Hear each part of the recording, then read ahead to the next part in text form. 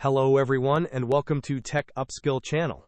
In today's video, I will guide you through the simple process of installing fonts on Windows 11 using the Microsoft Store.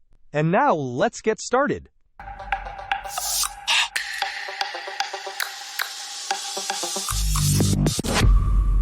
To begin, open the Windows search bar and type the word Store. Select the Microsoft Store application when it appears. Once the Microsoft Store is open, use the search bar within the store to look for fonts, and then press Enter. You will discover a wide selection of fonts available for you to choose from. You can install these fonts directly from here. Click on the Get button for the font you wish to install. Ensure that the font is published by Microsoft Corporation. After installation, the fonts will be available on your system, but they might not appear immediately within your applications. To see the newly installed font, you will need to close the specific application you are using and then reopen it.